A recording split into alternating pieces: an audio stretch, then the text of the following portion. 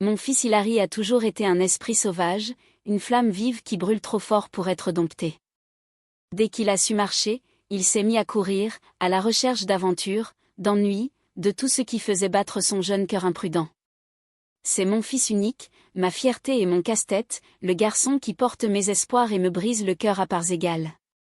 À 24 ans, Hilary est une tornade d'énergie, un jeune homme qui aime trop la vie pour ralentir, qui se jette tête baissée dans tout ce qui se présente, les fêtes, les femmes, la musique, le chaos, sans se soucier des conséquences. Il est charmant, avec un sourire qui pourrait faire fondre la glace et un rire qui remplit une pièce. Mais la discipline, c'est un mot qui n'a jamais trouvé sa place dans son vocabulaire, surtout quand il s'agit des femmes. Je l'ai élevé seul, juste nous deux, après que son père nous ait quittés alors qu'Hilary avait à peine 3 ans. Cela n'a pas été facile. Je travaillais de longues heures comme infirmière, nettoyant les sols et changeant les bassins pour pouvoir mettre de la nourriture sur la table, garder ses baskets propres et ses rêves vivants. Je voulais qu'il ait tout ce que je n'avais jamais eu, mais à un moment donné, j'ai perdu le contrôle. Peut-être étais-je trop douce, trop fatiguée pour être la mère stricte dont il avait besoin. Peut-être me suis-je laissé séduire par son charme. Quoi qu'il en soit, Hilary a grandi vite, trop vite, et à l'adolescence, il était déjà hors de ma portée, fréquentant une bande qui aimait autant que lui la vie nocturne. Il avait 16 ans lorsque je l'ai surpris pour la première fois en train de se faufiler dehors pour aller à une fête, escaladant la fenêtre de sa chambre avec un sourire coupable sur le visage. « Maman, tout ira bien », disait-il en montrant ses fossettes, et je soupirais, sachant que je ne pouvais pas l'enfermer. À l'âge de 18 ans, Hilary était devenu le roi incontesté de la vie nocturne locale. Tout le monde connaissait son nom, le charmant jeune homme à la voix mélodieuse et au sourire qui pouvait ouvrir toutes les portes. Dès qu'il entrait dans une boîte de nuit, tout le monde le remarquait. Il se comportait avec cette assurance qui vient de la jeunesse et de l'insouciance, celle qui fait que les gens vous acclament avant même de savoir qui vous êtes. Il était l'âme de toutes les fêtes. Le DJ le voyait entrer et montait le son. Les filles murmuraient son nom comme un secret. Les garçons voulaient être lui et les filles voulaient être avec lui. Il avait ce magnétisme qui vous donne l'impression d'être vu même quand vous ne devriez pas l'être. Avec un clin d'œil et une phrase bien tournée, Hilary pouvait faire rire n'importe qui, faire oublier ses soucis à n'importe qui, ne serait-ce que pour une nuit. Mais derrière les rires et les lumières clignotantes, je voyais ce que les autres ne voyaient pas, un garçon qui tournait trop vite à la recherche de sensations fortes qu'il ne comprenait pas. Il était comme un cerf-volant volant sans ficelle, éblouissant à regarder mais à 2 doigts de s'envoler au moindre coup de vent. Je m'inquiétais chaque nuit. Je m'asseyais sur le canapé, fixant l'horloge, écoutant ses pas, murmurant des prières dans le silence. Mais Hilary se contentait de rire de mes craintes. « La vie est trop courte pour jouer la sécurité, maman, » disait-il, balayant mes paroles comme de la poussière sur sa manche. Puis vint le jour qui m'a brisé, le jour où toutes mes craintes ont finalement pris forme. Les appels, les chuchotements, les regards des voisins qui duraient une seconde de trop. Je ne voulais pas y croire, mais la vérité a une façon cruelle de vous rattraper même lorsque vous vous en cachez. 2 jeunes femmes, toutes 2 le cœur brisé, toutes 2 portant le poids d'erreurs irréparables. Leur mère m'ont appelé, la voix tremblante de douleur et de colère. Et bien qu'elles aient blâmé Hilary, elles m'ont également blâmé. Et peut-être avaient-elles raison. Peut-être avais-je échoué avec lui. J'avais travaillé si dur pour lui donner tout ce qu'il voulait, les chaussures qu'il désirait, les meilleures écoles que je pouvais lui offrir, la liberté de rêver. Mais d'une certaine manière, je ne lui avais pas donné suffisamment de ce qui comptait vraiment, une direction, de la discipline, la force de dire non. Je voulais qu'il ait une vie meilleure, mais à un moment donné, il avait commencé à confondre imprudence et liberté. Ce soir-là, après une longue journée à l'hôpital, je suis rentrée chez moi épuisée, le cœur déjà lourd. Les lumières du salon étaient allumées, l'odeur de son eau de Cologne flottait dans l'air et le son faible d'une musique résonnait depuis une petite enceinte. Il était là, allongé sur le canapé, son téléphone à la main, complètement détendu, comme si le monde ne venait pas de s'écrouler. Il a levé les yeux, m'a adressé le même sourire qui avait autrefois fait fondre ma colère et m'a dit avec désinvolture : « Salut maman, tu as l'air fatiguée. Tu veux que je commande une pizza ? » Mais cette fois-ci, je n'ai pas pu sourire. J'ai posé mon sac et je me suis assise en face de lui, le cœur battant à tout rompre. Hilary, ai-je dit doucement, il faut qu'on parle. Il a levé les yeux au ciel, ce même geste désinvolte que j'avais vu 100 fois, mais cette fois-ci, je ne l'ai pas laissé passer. Je me suis approchée et j'ai éteint la musique. Le silence qui a suivi était pesant, presque douloureux. Pendant un moment, aucun de nous n'a parlé. Puis j'ai répété son nom, plus doucement cette fois-ci, mais avec plus de force. Hilary, tu me brises le cœur. Il s'est figé. Le sourire narquois sur son visage s'est effacé. De quoi tu parles, maman? Je parle de ta façon de vivre, ai-je dit d'une voix tremblante mais ferme. Tu vis comme si rien n'avait d'importance, comme si personne d'autre que toi ne souffrait. Mais les gens souffrent, Hilary. Je l'ai vu. J'ai entendu les pleurs. Tu ne peux pas continuer à traiter la vie comme un jeu qui recommence chaque matin. Pendant un instant, il resta immobile. Il baissa les yeux vers le sol, son téléphone glissant de sa main. La pièce semblait plus petite, comme si tout l'air en avait été aspiré. Quand il prit enfin la parole, sa voix était basse, dépourvue de son arrogance habituelle. « Je ne voulais pas que ça arrive, maman, murmura-t-il. C'est juste arrivé. » Ces mots, c'est juste arrivé, m'ont brisé le cœur plus que tout, car derrière eux se cachait un garçon qui ne comprenait pas encore le poids de ses choix. J'ai pris une profonde inspiration, luttant contre les larmes. Je sais que tu ne l'as pas fait exprès, ai-je dit. Mais avoir de bonnes intentions ne suffit plus. Tu n'as pas de père pour te guider. Je sais que c'est difficile, mais tu es un homme maintenant, Hilary. Et être un homme signifie prendre ses responsabilités. Tu dois décider quel genre d'homme tu veux être, celui qui fuit ou celui qui reste. Il ne répondit pas. Il se contenta d'acquiescer d'un signe de tête, la mâchoire serrée, les yeux humides, mais refusant de pleurer. Puis, sans un mot, il se leva et se dirigea vers sa chambre. Quand la porte se referma derrière lui, je restai assise dans le calme, entourée par le silence et les échos de la musique qui avait cessé de jouer. Je voulais croire que quelque chose dans mes paroles l'avait touché, que quelque part au fond de lui, le garçon que j'avais élevé écoutait encore. Je priais pour que ce soit le cas. Je priais pour qu'il trouve un moyen de ralentir, de réfléchir, de devenir l'homme que je savais qu'il pouvait être. Mais avec Hilary, on ne savait jamais. Il était comme le vent, beau, sauvage, impossible à retenir. Les mois ont passé et les choses n'ont pas beaucoup changé. Il continuait à sortir, à faire la fête. Il avait toujours la même énergie débordante. Mais j'ai remarqué quelque chose de différent. Il passait plus de temps avec une fille nommée Lena. Elle était calme, pas comme les autres qui allaient et venaient. Elle avait un sourire doux et des yeux qui semblaient voir au-delà du charme d'Hilary. Je l'aimais bien, même si je ne me faisais pas trop d'illusions. Hilary n'était pas du genre à se caser, du moins, c'est ce que je pensais.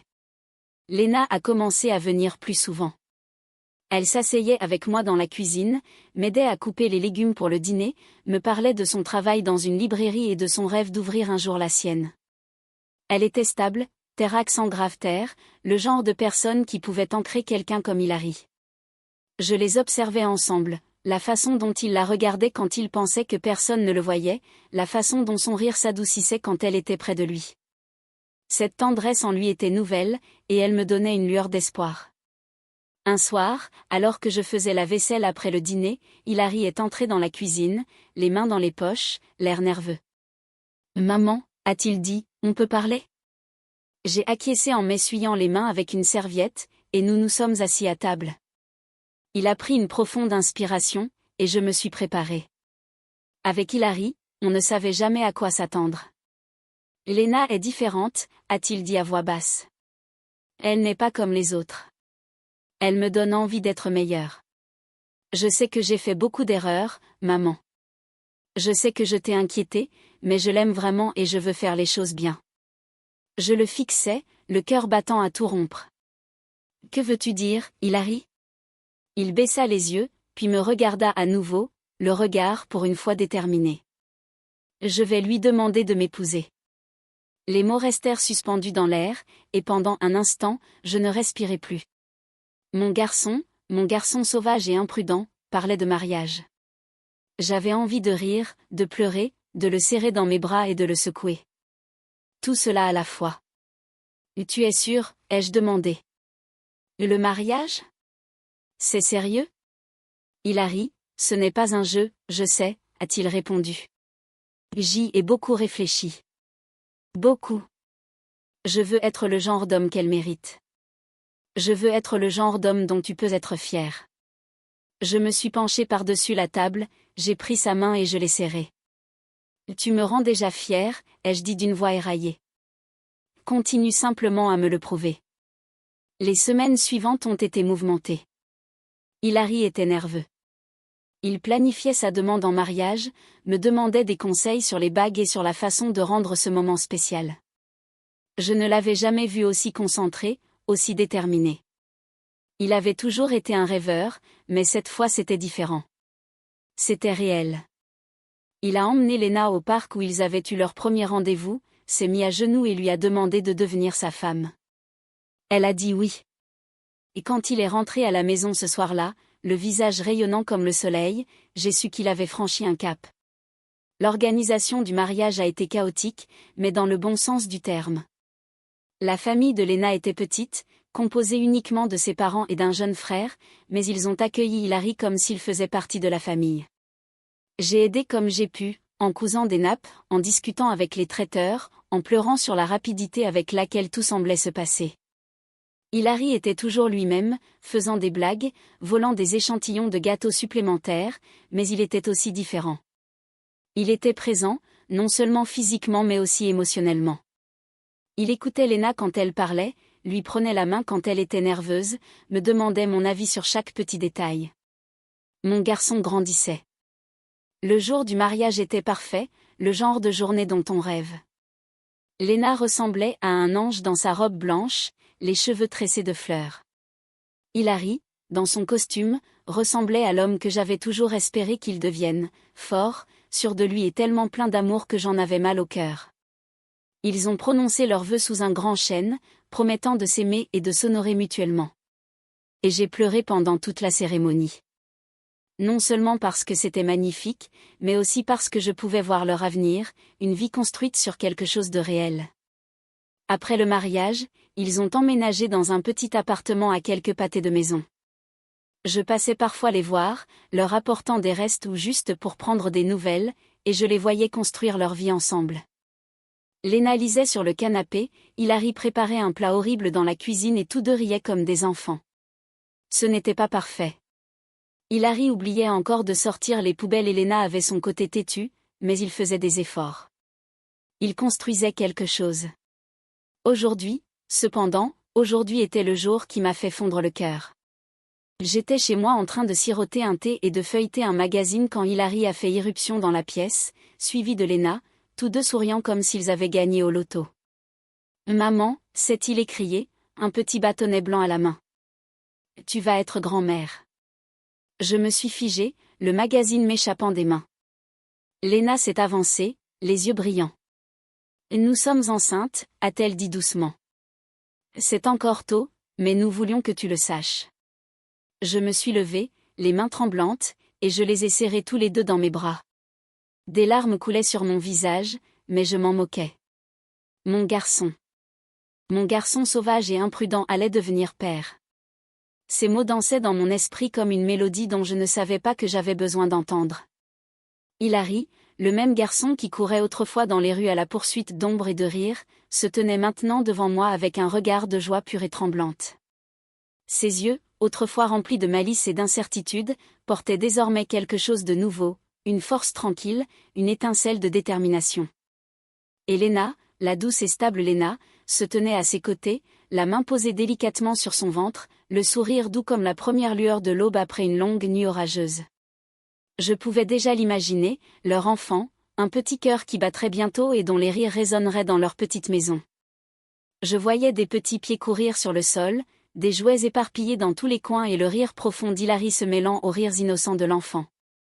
Je voyais Lena fredonner dans la cuisine, sa voix calme flottant dans l'air tandis qu'Hilary faisait semblant d'aider mais semait surtout le désordre, tout comme son père le faisait autrefois lorsqu'il essayait de cuisiner pour moi.